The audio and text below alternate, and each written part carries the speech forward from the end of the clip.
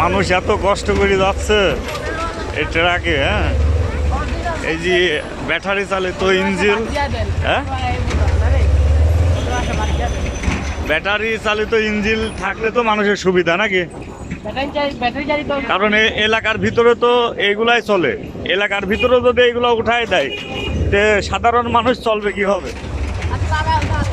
সাধারণ মানুষ তো 40 টাকা রিক্সা ভাড়া দিতে পারবে না, 50 টাকা রিক্সা ভাড়া দিতে পারবে না, পারবে?